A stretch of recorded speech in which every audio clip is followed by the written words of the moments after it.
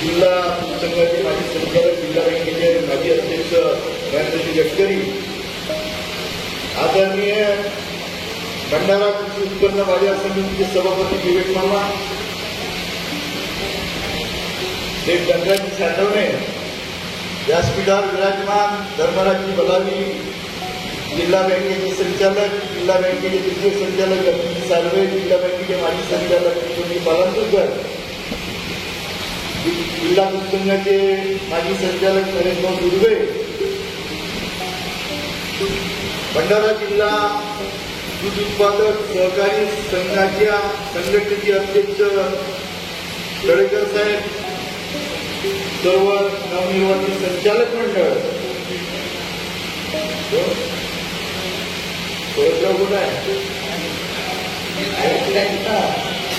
नंदुभाऊ जिंजाळ, महादेवजी पटकरे, व्यासपीठावर विराजमान सर्व सन्माननीय अतिथीगण, या आमसभेत सध्या लीन सीजन आहे. दरवर्षीप्रमाणे यंदा लीन सीजन आहे आणि या लीन सीजनमध्ये तुमचं नवीन संचालक मंडळ आलं.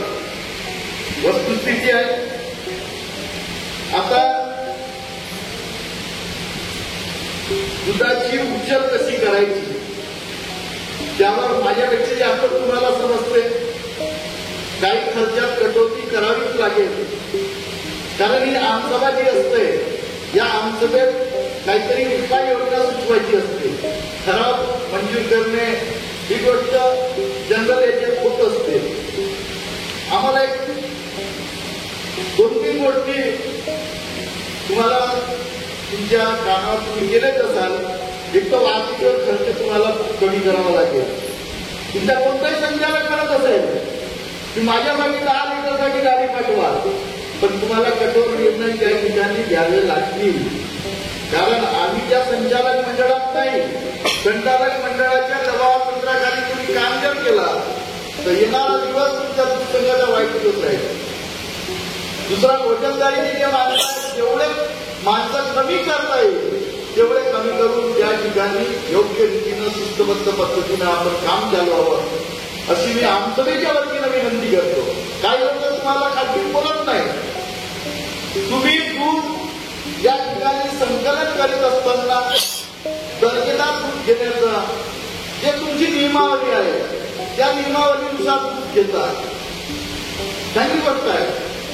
परंतु तुमचा एमपीएस किंवा तुमचा ड्रायव्हर किंवा तुमची गाडी गेल्यानंतर त्या ठिकाणी दुधाची उचल, मग ते वास्तवर काढेल, किलोग्रेड काढेल, जे काही काढत असेल, तदनंतर ज्या खाजगी व्यापाऱ्यांच्या गाड्या जातात त्याच्यात अप्रत्यक्षरित्या तुमच्या सुद्धा एसपीकेचं नाव आहे, पण तुम्हाला तुम्ही बोलत नाही.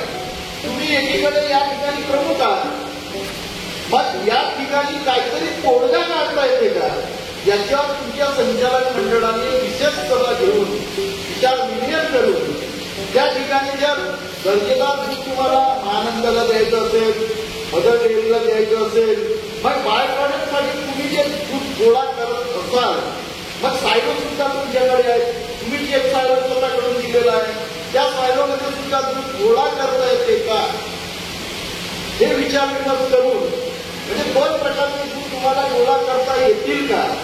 जर तुमची गोष्ट खरी आहे, परंतु अनऑफिशियली मी सांगून राहिलो की शासनाच्या निर्देशानुसार कारवाई जर व्हायची असली दंड वापर तर दूध संघावर होऊ शकते, खाजगी व्यापारावर नाही होऊ शकत का. मग खाजगी व्यापारी जर त्या ठिकाणी दुधाची उचल केलेला दूध जर उचलत नसेल आणि तो दूध तातडीनं दुसरी खाजगी व्यापाऱ्याची गाडी घेऊन दुधाच्या संघाच्या दूध कलेक्शन झाल्यानंतर त्या ठिकाणी संघाच्या गाडी निघाल्यानंतर खाजगी व्यापाऱ्याची जर गाडी जात असेल आणि त्या ठिकाणी तो दूध उचल करत असेल त्याच्यावर मग एमडीएच्या माध्यमातून कारवाई करावी लागेल, कुठेतरी रोख लावावं लागेल लागतो. अन्यथा त्या ठिकाणी पर्याय म्हणून, कारण या दूध उत्पादक सहकारी संस्थेचे सभासद अध्यक्ष प्रतिनिधी तुमच्याकडे खुल्या मनानं बोलत नाही. मी खुल्या मनाने यासाठी बोलत आहोत की त्यांचे विचार तुमच्यापर्यंत आमसभेच्या माध्यमातून पोहोचतो. मी सांगू शकत होतो तुम्हाला, पण त्यांना असं वाटतं की तुमच्या उद्योग करतच नाही. म्हणून मी या सभेच्या माध्यमातून सांगतो की याविषयी तुम्ही थोडंसं त्याची तोडगा घ्यावा. संघाला या ठिकाणी सुगंधित दुधावर तुम्ही चांगला उपक्रम हातात घेतला. तुपाच्या माध्यमातून सिऱ्याचं काम राजस्थानात तुम्ही मिळवलं. या ठिकाणी एक चांगला नफा संघाच्या कडे येत आहे. एक चांगला उपक्रम आपल्या माध्यमातून होत आहे. मी सुद्धा जिल्हा बँक चालवताना एक कार्यावरची कसरत आहे. तुम्ही सुद्धा अर्बन बँकेत संचालक होते, तुम्हाला सुद्धा समजते. परंतु आता शासनाने रोखे हाताळण्याचा व्यवहार जर जिल्हा बँकेला दिला नसता तर राज्यातल्या बऱ्याचशा जिल्हा बँक अडचणीचा विषय म्हणून आला असता. परंतु आपल्याला राज्य सरकारने जे रोखे व्यवहार करण्याची मर्यादा दिली, राज्य सरकारने आपल्याला नॅशनलाइज बँकेसारखे व्यवहार हाताळण्याची मर्यादा दिली, त्यामुळे आपली बँक अडचणीतून बाहेर आली आहे. तसंच या संघासाठी आपण या ठिकाणी अध्यक्ष आपण बनले. आपली इच्छा नसताना आम्ही जबरदस्तीनं बनवलं मोठ्या पुढाऱ्यांनी आणि आम्ही सर्व राज्य आणि जिल्ह्यातील कार्यकर्ते मंडळींनी यासाठी आपल्याला बनवलं की यावर आपण कसं तरी तोडगा काढा. बरोबर आहे का नाही? ते तुमच्या मनातली ते गोष्ट सांगून राहिलं ना, तुम्ही खाजगीत बोलता. हा विलास भावाला, हा दुसऱ्या योजनाला, विलास भावाला आमचं खूप वापस करते. पाण्याची ठीक आहे, 3000 लिटर पाणी तुम्ही चालू होतं तो वापस केल्या, आम्हाला ते मान्यता आहे. परंतु आता दोन प्रकार, एक चांगला दर्जेदार दूध मापदंडात बसणारा दूध आणि दुसरा ही लोक एकट्या दुधाचे तुम्ही पावती घेऊ शकत नाही हे त्यांना सुद्धा माहित आहे. मग हे खाजगी व्यापारी विचारतात याच्यात सुद्धा कसं काही मापदंड करता येईल का, याच्यावर विचार विमर्श आपण करावा. एनडीडीबीच्या माध्यमातून या नवीन योजना आपल्या माध्यमातून या जिल्ह्याला लागू झाल्या आहेत. गाव कृषक सोसायटी सेवा सहकारींना केंद्र सरकारच्या सूचना आल्या आहेत. एनडीडीबीच्या आणि संघाच्या माध्यमातून प्रत्येक गावामध्ये सेवा सहकारी संस्थेचे मजबूतीकरण बळकटीकरण करण्यासाठी त्यांनी सुद्धा 1 लाख रुपयाच्या अनुदानावर या ठिकाणाहून रजिस्ट्रेशन करून सामान घेऊन जावं आणि महिला भगिनीसाठी सुद्धा एनडीडीबीच्या माध्यमातून ज्या योजना आहेत त्याचा सुद्धा आपण लाभ घ्यावा अशी सर्वांना विनंती करतो. आणि सभासद संस्था आणि व्यापारी संस्था ज्या काही आहेत त्या संस्थांना सुद्धा विनंती करतो की थोडं तुम्हाला या ठिकाणी जर व्यवसाय करायचा असेल तर खाजगी व्यापाऱ्याने दुधाचा दर वाढवला किंवा नावेदबाईंनी वाढवला किंवा शंकर शेट्टी वाढवला म्हणून आपण वाढवला जर पाहिजे असेल तर माझी तुम्हाला विनंती राहील. कारण तुमचा हा धंदा व्यापाराचा धंदा करत असताना शासन तुमचं दूध जास्त घेऊ शकत नाही. शासनाचा कोटा असतो. आम्ही शासनाने आरे डेअरी महानंदाला हँडल केली होती, महानंदाने एनडीडीबीला केली. बरोबर आहे. तर एनडीडीबी जे आहे किंवा अमूल आहे हे मापदंडातच दूध घेतात. आणि माझी एक कळकळीची विनंती राहील की आपण त्या ठिकाणी 10,000चा ग्रुप करून या ठिकाणी जे मापदंडात घेतात की नाही याची सतत चौकशी दिवाळीच्या नंतर आपण सर्वांनी केली पाहिजे. एका संस्थेतून दोन लोक जरी गेले आणि त्या 2 लोकांनी सुद्धा अमूलचा कारभार मग सुरतचा असेल, त्या डेअरीचा असेल किंवा मदर डेअरीचा असेल हे जोपर्यंत ते कारभार पाहणार नाही तिथं या ठिकाणी जाऊन तोपर्यंत या दुधात पाणी येईल, ग्लुकोज येईल, मार्टोल येईल, साधिकाल येईल. हे हळूहळू बंद जर करायचं असेल तर आपल्याला गुजरातच्या धर्तीवर येणं गरजेचं आहे. ही गोष्ट आवर्जून यासाठी सांगतो की कोणी जर मालाचे पैसे जर तुम्हाला जास्त देत असेल तर तो माल चांगला खणखणीतच घेईल. आपण तांदळाचा व्यापार करतो, तांदळाचा आपण धानाचा धंदा करतो. जर धानाला बासमतीचं धान लावला किंवा चेंदूर लावला किंवा जय श्रीराम लावला त्याचे भाव मार्केटमध्ये काय जास्त असतात, कारण त्या वाहनाला जास्त किंमत आहे. तसेच तुमच्या दुधाला विदर्भात जर जास्त किंमत आणायची असेल तर या ठिकाणी तुम्हाला दर्जेदार दूध, चांगल्या प्रतीचं दूध या दूध संघात टाकावंच लागणार आहे. या ठिकाणी गडकरीची विनंती करतो की आपल्या दूध संघाला चांगले सुखीचे दिवस आणण्यासाठी आता ते आपण 5.5 कोटी रुपयासाठी तर लागलेच आहोत. दोनदा आमच्या बैठकी झाल्या ते फाईल आपण जे वित्त विभागामध्ये काढण्यासाठी गेलो होतो. पण त्या दिवशी मराठा आरक्षणाचा त्या दिवशी मिटिंग असल्यामुळे आम्हाला सवड मिळाली नाही आणि विलास भाऊला घरगुती काम म्हणजे वैद्यकीय तब्येतच त्या दिवशी सिरियस झाली होती. त्यामुळे ते जास्त काही राहता आलं नाही. परंतु या दसऱ्याच्या नंतर पुन्हा त्याच्या कामाला लागू आणि दिवाळीनंतर सर्वांना दिवाळीची भेट म्हणून ते पैसे मिळतील अशी आशा आहे. आणि त्या कामाला यश प्राप्त तर होईलच. कारण विलासरावांनी आणि परमेश्वर फुके आणि मुख्यमंत्री महोदयांना भेटलो. त्यांनी सांगितलं 5 कोटी का लागतात भंडारा जिल्हा उत्पन्नासाठी 25 कोटी रुपये देतो. परंतु ते देत असताना एनडीपीच्या माध्यमातून आपल्याला पैसे आणता येतील का? आपल्या राज्य सरकारच्या माध्यमातून हे तुम्ही देईनाच. त्याच्यानंतर कृषी विभागाच्या माध्यमातून आपल्याला पैसे देता येते का? त्याचा सुद्धा प्रस्ताव माझ्याकडे आणा. लागलीच मी डिसेंबरपर्यंत त्या ठिकाणचे पैसे काढून देतो.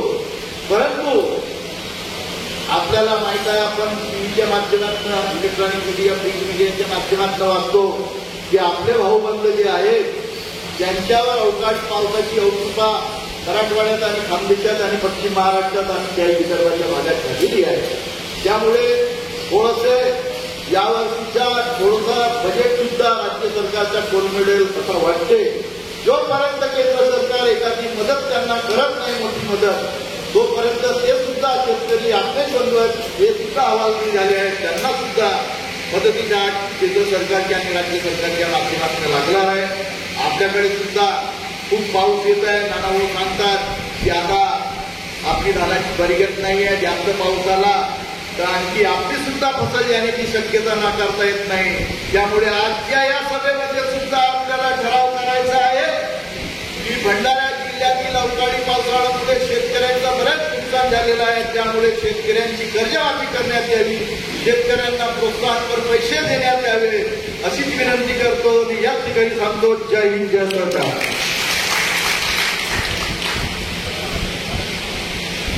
धन्यवाद साहेब.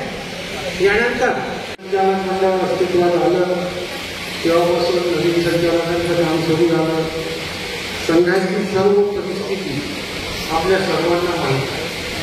संघात काय स्थितीत आहे हेही माहीत आहे. या दुधाच्या व्यवसायात आता हा संघ आणि संस्था असा राहिला हा सगळा व्यापार झाला आणि व्यापार करत असताना आपला माल जास्तीत जास्त पैशाने कसा विकला जाईल हे आपल्याला उद्देश समोर ठेवावं लागतं. भंडारा जिल्हा दूध संघ हा महानंद डेअरी मुंबई, महानंद डेअरी नागपूर, मराठवाडा यांना दुधाचा पुरवठा करतो. आता हा जो महिना आहे 15 ऑगस्टपासून ऑगस्ट, सप्टेंबर, ऑक्टोबर हे 2.5 महिने साधारणतः अत्यंत कमी दुधाचे राहतात आणि तो काही यावर्षी कमी आहे असाचा विषय नाही. तो प्रत्येक वर्षीच कमी राहतो आणि याच दिवसामध्ये हिंदूंचे सण असतात. ऑगस्टपासून जे आपले सण सुरू होतात तर सगळे आपले सण सुरू राहतात आणि आपल्या सणामध्ये जास्तीत जास्त दूध, दही, श्रीखंड, पनीर याचाच उपयोग केला जातो. मुस्लिम समाजामध्ये बिर्याणी राहते, आपल्या समाजामध्ये हे सगळं राहते आपल्या समाजात आणि मागणी जास्त राहते आणि जनतेची मागणी जास्त आणि पुरवठा कमी राहते. हे 2 महिने जे ऑगस्टपासून 2.5 महिने सुरू होतात हे संघात आताच नाही, हा इतिहास आहे पूर्ण. हे 2ही महिने 2.5 महिने संघ परत नुकसानीच जातो. या याच्यामध्ये संचित तोटा गेला आहे. आपल्याला शासनाकडून घ्यायची रक्कम तोट्यातच जाते सध्या, म्हणजे ते 17 कोटीच आहे. जर आपण तो जो 5 कोटी 56 लाखाचा प्रस्ताव आहे तो शासनाकडे सादर झाला आहे. प्रामुख्यानं परिणिती फुके साहेब, फुले साहेब आणि आम्ही त्याच्या मागे लागलेलो आहे. त्याला कधी यश येते पण लवकर यश येईल अशी आशा आहे आणि ते पैसे या जिल्ह्यातल्या सर्व संस्थावाल्यांचे पैसे आहेत. त्यांना ते पैसे मिळाले पाहिजे आणि शासनाकडे त्यासाठी त्याचा पाठपुरावा करणे सुरू आहे आणि आशा आहे तर कदाचित लवकर होईल, पण असं वेळ सांगता येणार नाही. या स्पर्धेमध्ये आता जो साधारणतः आपला हा महिना सप्टेंबर महिना आणि या सप्टेंबरमध्ये आता संघाकडे साधारणतः एवढेच सांगतो, कालचं कार्य पोलीस आहे जी 19,000 लिटर दूध आहे. संघाचे कोणतेच खर्च कमी होत नाही. कर्मचाऱ्यांचा पगार तेवढाच आहे, गाड्यांचे भाडे आणि डिझेलचा खर्च तेवढाच आहे, MSCBचं इलेक्ट्रिक बिल तेवढंच आहे. जे खर्च आहे ते तसेच खर्च आहे आणि साधारणतः संघाचे सरासरी खर्च पाहिले तर ते 65 ते 70 लाखाच्या घरात आहे. 65 ते 70 लाख प्रति महिना एवढा खर्च आहे संघाचा आणि उत्पादन कमी आहे. या अहवालात मागच्या आर्थिक वर्षामध्ये संघ फायद्यात ते तुम्हाला दिलं आहे, पण एकंदर सगळं पाहणं तर तोट्यात आहे. आता हा 70 लाख रुपये खर्च तुम्ही कोणताच खर्च याच्यात कमी करू शकत नाही आणि दुधाची आवक होते कमी. काय होते जेव्हा दूध कमी होते आणि मार्केटची मागणी जास्त आहे. आता दिवाळीपर्यंत साधारणतः येणाऱ्या 15-20 दिवसात दिवाळी येणार आहे आणि दिवाळीपर्यंत मिठाईचं सीझन राहते. जे व्यापारी आहेत म्हणजे हल्दीराम असेल, दीक्षा असेल, त्यांचं मोठं मार्केट आहे. जे नागपूरमध्ये 1.5 लाख लिटर दूध विकतात पाकिटात टाकून. हल्दीराम असेल, अमूल असेल, बदर डेअरी असेल, बदर डेअरी सोडून आपली गव्हर्नमेंट आहे, दीक्षा असेल, हे लोक हे दुधाचे भाव वाढवतात कारण मागणी जास्त आहे, पुरवठा कमी आहे. म्हणून ज्याला जो पैशानं दूध मिळते, 2 रुपये जास्त घे, 3 रुपये जास्त घे, पण मला दूध दे, अशा वेळी ते मानव संस्थावर आणि जे दुधाचं उत्पादन करणारे व्यवसाय आहेत त्यांच्यावर आहे. आता सर्वांची मागणी आहे पैसे वाढवा, पण पहिले हिशोब करावा लागेल. जो संघ तिथं दुधाचा पुरवठा करतो आणि तिथून मिळणारे पैसे आणि भाव वाढवल्यावर आपल्याला आपण ज्या संस्थांना पैसे देऊ ते पैसे याची तफावत काढली तर 2 रुपये 50 पैसे नेट लॉस आहे. नेट लॉस शुद्ध तोटा 2 रुपये 50 पैसे. मुनाफा तर वेगळाच राहिला. अशा याच्यात दिवसांनी रेट नाही वाढवलं, जैनची रेट नाही वाढवले आहे. तुम्ही जे नर्मदा सुरू आहे सध्या, नर्मदा म्हणजे अमूल आणि अमूलला भविष्यात येणारी जी तुमच्यासमोर आव्हान उभं राहणार आहे, कारण अमूल राजनांदगावमध्ये प्लांटचं काम सुरू आहे करून जाते. त्यांना दुधाचा पुरवठा करणारा शंकर शेठ गुप्ता जबलपूरचे आणि जो तुम्ही नर्मदा नाव ऐकलं असेल नावेद भाई, त्यांनी मोहाडी तालुक्यावाल्यांना विचारा किंवा भांडारा तालुक्यातले आमच्या संचालिका त्यांचे पती नीरज शहारे, त्यांचेही 1,30,000 रुपये त्या नर्मदावाल्याकडे आहेत. प्रमोद काटेखाय होते दूध संघात MPS, त्यांचे 18 लाख रुपये आणि समरी जो पहिले MPS होता त्याचेही 13 लाख ते 14 लाख रुपये असे घेऊन चालला गेला. मी अनेकदा उदाहरणं सांगतो तर साकोली जवळचे कापसेचे डोकरी आहे, त्यांनाही या सीझनमध्ये त्यांनी सती माता अनुसया गडचिरोलीला दूध दिलं होतं. ते साकोली जवळ काहीतरी नाव आहे, आतमध्ये गाव आहे, त्यांच्याकडे ते गव्हर्नमेंटच्या बचत काहीतरी ते पनीर वगैरे बनवतात. त्या प्रशांत येरोडकर नावाच्या माणसाकडे त्यांचे 13.5 लाख रुपये आहेत. जेव्हा गरज होती तेव्हा 4 रुपये जास्त दिले, पैसे पण दिले त्यांनी 2-3-4 आठवडे जाणार आणि नंतर जो घेऊन बसला तर 13.5 लाखासाठी ते कागदाचे ते कुठं गोंदियाकडे नोकरी करतात, साकोलीच्या जवळ आहे होते त्याचे 13.5 लाख रुपये प्रशांत रोजगार आहे.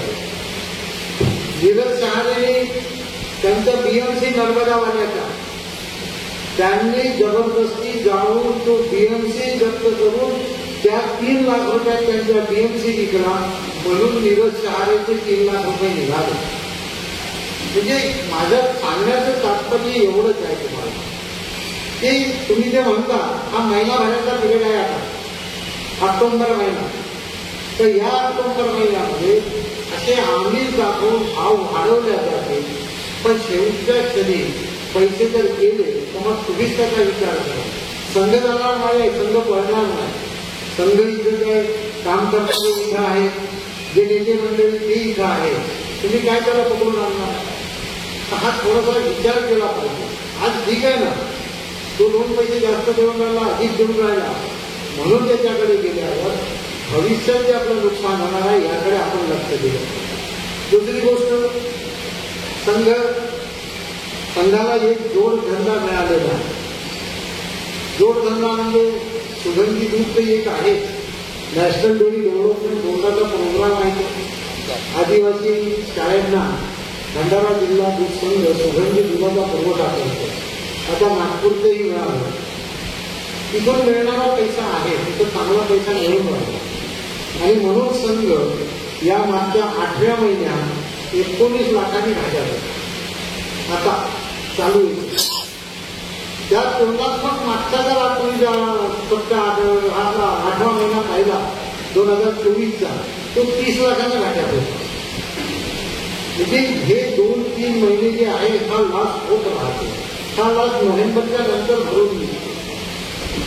हा आता सुगंधी जो सुरू आहे त्याचा पैसा मिळून राहिला. जास्तीत जास्त कसं वाढवता येईल म्हणून बावनकुळे साहेबांनी प्रयत्न करून नागपूर सुरू करून दिला. आता दुसरं, जे तुम्ही आज ह्या लहान मुलांना शिशु संजीवनी म्हणून आपण सेवा पाठवतो, ज्याची व्हॅलिडिटी 30 दिवस आहे, किती दिवस आहे, 45 दिवस आहे.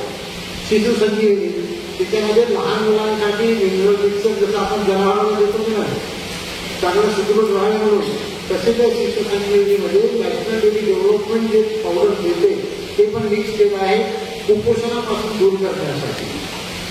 हा त्याचाही मोठा ऑर्डर आहे. त्याच्याकडे दाखवा. त्याचाही मोठा ऑर्डर आता भंडारा संघाला आहे.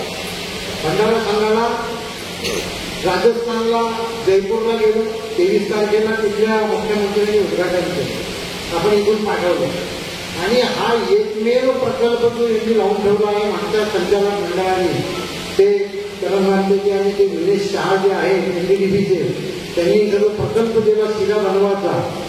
त्याच्यामध्ये बेसन राहते, शेंगदाणे राहतात, तीळ राहते, सगळं व्हिटॅमिन आहे त्याच्यात. आणि तो शिरा लहान मुलांना जाते अंगणवाडीला 1 ते 4 ते 6 वर्षाच्या मुलांना तो पुरवला जातो. त्यासाठी आता नवीन आंध्र प्रदेश, छत्तीसगड, दादरा हवेली, हरियाणा, झारखंड, महाराष्ट्रात आहेत, ओडिशा आणि राजस्थान एवढ्या ठिकाणी तो शिरा पाठवायचा. त्याचा आणि दुधाचा संबंध नाही आहे. त्या शिऱ्याबरोबर दुधाचा काही संबंध नाही. फक्त दुधापासून तयार होणारं लोणी आणि लोण्यापासून तयार होणारं तूप, तो शुद्ध तुपात बनवल्या जातो. शिशु संजीवनीचा हलवा हा शुद्ध तुपापासून बनवला जातो आणि याच्यातही सगळ्यांना प्रॉफिट होतं, काही असं नाही, सगळ्यांना प्रॉफिट होतं. आणि हा एकमेव प्लॅन आपल्या संचालक मंडळाने सुरू करून ठेवला म्हणून आज तो एक व्यवसाय आहे, जेणेकरून हा घाटा थोडासा भरून काढायला मोठा हातभार होणार. त्याच्यामध्ये कुशल कामगार वाढवायचे आहे, कारण हे एवढा ऑर्डर पूर्ण करायचा म्हणजे डे नाईट तो जो युनिट लागला आहे ते तुम्हाला साधारणतः 24 तासाचे 12 तास चालवणार, म्हणजे जवळपास 8 ते 16 तास चालवावं लागणार. तेव्हा हा पूर्ण ऑर्डर पूर्ण केला जाईल. अशा वेळी तूप तर पाहिजे, समजा दूध नाही येईल तर तूप कुठून बनवून, बटरच नाही बनणार तर तूप बनणार नाही. आणि म्हणून माझी भक्त संस्थावाल्यांना विनंती आहे, आम्ही पर्यंत करून लागलो. दुसरं तुमच्या मनात शंका आहे वासाच्या दुधाचं. भाऊ, तुम्ही वासाच्या दुधामध्ये आजकाल काय सुरू केलं की जे सत्यता आहे ती सांगितली. टेस्टमध्ये दूध फाटत होतं म्हणून तुम्ही सोडा टाकणं सुरू करून दिलं. आता सोडा टाकल्यावर दूध फाटणार नाही, पण त्याची सोडा पॉझिटिव्ह टेस्ट लागते. त्याचे असा प्रकार करू नका. वास आहे म्हणून सोडा टाकू नका, डिग्री कमी आहे म्हणून साखर टाकू नका. कारण हे जर केलं तर ते समोर सगळी गडबड होत जाते. म्हणून माझी संघातर्फे सर्वांना विनंती आहे की या संघाला जे काही माझं घडलं असेल ते झालं असेल त्याच्यातून बाहेर काढण्यासाठी आपल्या सर्व जिल्ह्यातल्या संस्था जे सभासद आहेत त्यांना तर आम्ही बोलावलंच, पण जे सभासद नाही आहे म्हणून मी त्यांना म्हटलं तर ते संघाला दूध देऊन राहिले, त्यांना एक निमंत्रण पत्र पाठवा. कारण हे अहवाल मोजके छापले गेले आहेत, हे अहवाल मोजके छापले आणि त्यांना निमंत्रण पत्र द्या, त्यांनाही बोलवा. तर तुम्हीही समजा तर हे सर्व दूध देणारे जर समजा बरोबर दिलं तर आपण त्या संघाला तिकडून 5,56,00,000 मिळाले तर साधारणतः वर्ष दीड वर्षात हा संघ खात्यातून फायद्यात येऊ शकतो. पण त्यासाठी संचालक मंडळाचं सहकार्य पाहिजे, त्यासाठी संस्था प्रतिनिधींचं, संस्थाचे जे दूध पुरवठादार आहेत त्यांचं सहकार्य पाहिजे. आणि प्रत्येकजण निगेटिव्ह विचार करून, नकारार्थ सगळा विचार करून जर काम केलं तर काहीही होणार नाही. आपण संघाचे चांगलेही दिवस पाहिले आहेत, वाईटही दिवस आहेत. तुमच्याजवळ पावडर प्लांट आहे, या व्यवसायामध्ये ज्याच्याजवळ पावडर प्लांट राहतो तो या व्यवसायातला भाष्याला आहे. पावडर प्लांटसाठी नॅशनल डेअरी डेव्हलपमेंट बोर्डाने 3,17,00,000 रुपये मंजूर केले पावडर प्लांटसाठी. कारण त्याला पावडर प्लांटला डबल CIP सिस्टम लागते. त्या CIP सिस्टमचं पूर्ण सामान येऊन पडला, पूर्ण सामान आलं. कारण नोव्हेंबरमध्ये तुमचं दूध वाढणं सुरू होईल, ऑक्टोबरच्या 20-25 तारखेपासून दूध वाढणं सुरू होईल. त्यावेळी मदर डेअरीजवळ पावडर प्लांट नाही आहे. पावडर प्लांट देशाजवळ आहे, पावडर प्लांट हल्दीरामजवळ आहे. हे दोघं जण तुमच्या दुधाचं पावडर नाही बनवणार, म्हणजे संघाने पाठवलं तर पावडर बनवणार नाही, बनवतील तर त्याचं कॉस्टिंग वाढवतील. म्हणजे जे 28 रुपये किलोच्या मागे घ्यायला पाहिजे पावडर बनवायचं तर त्याला आपण 35 रुपये 40 रुपये मजबुरी आहे. म्हणून मला ज्याच्याजवळ पावडर प्लांट आहे तो 500 आहे. त्याचं काय आता NDDB तुम्हाला CIP सिस्टम का दिलं? कारण मदर डेअरीजवळ पावडर प्लांट आहे आणि सर्व दूध मदर डेअरी दिल्ली मुंबईला पाठवते. आणि ज्यावेळी जागा ठेवायला, त्यांच्याकडे दूध ठेवायला जागा राहत नाही त्यावेळी मदर डेअरीचं दूध भंडारा संघात येतात. तर तुम्ही पावडर बनवून द्या, पावडर आणि बटर. माझं पावडर आणि बटर बनवलं तुम्ही, त्यावेळी माझ्यावर आरोप झाले पावडर प्लांट बनवला तेव्हा. पण जेव्हा कोरोना लागला, लॉकडाऊन लागला तर त्याच पावडर प्लांटवर मराठवाडा आणि विदर्भ चढला. त्या पावडर प्लांट होता म्हणून तुम्ही जिवंत राहिले, नाही तर तुम्हाला सगळ्यांना माहिती आहे. आता तो पावडर प्लांट मदर डेअरी जर समजा चालवत असेल, मदर डेअरी चालवतं म्हणजे दुधाचं पावडर आणि बटर करण्यासाठी देईल तर ते पैसे देणार आहेत, कन्व्हर्शन करा. बटर बनवण्यासाठी पैसे देणार आहेत आणि त्याला अपडेट करणे, त्याला अप टू डेट करून ठेवणे याच्यासाठी 3,17,00,000 दिले. त्याच्यापैकी यांचं पूर्ण सामान आलं आहे. फक्त एक फाउंडेशन बांधायचं राहिलं आहे CIPचं, ज्याचे टेंडर 5 काम आहे, फार मोठं नाही, 10-12 लाखाचं काम आहे ते. त्याचे टेंडर आम्ही आता उघडले सभेमध्ये, ज्याचा कमी दर असेल त्याला जाईल ते. म्हणजे तयारी ती पण करायची आहे की नोव्हेंबरमध्ये जर दूध वाढलं, संपलं झालं तर ती दूध होणार आहे. त्या दिवशी नर्मदा राहणार नाही आहे. आज जो नर्मदा आहे तो नर्मदा गायब होणार आहे. मोहाळी तालुक्यात नर्मदा नाही आहे सध्या, मोहाळीचे पैसे आहेत तर नर्मदा गायब आहे. साकोली टाकडी तालुक्यात आहे. आमच्या इथून लोकमंगलवाले दूध देतात, त्यांच्याही रेट खूप जास्त आहे. लेंडे साहेबांचे आपल्या संघाकडे 35 लाख रुपये आहे, पण जे मोठे लोक आहेत त्यांना फरक नाही पडत. लोकमंगल समूह मोठा आहे.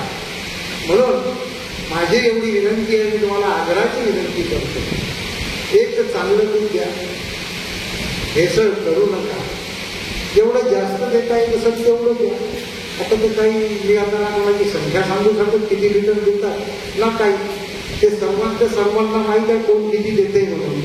आणि म्हणून जास्तीत जास्त दूध कसं येईल ते सांगून राहिलं.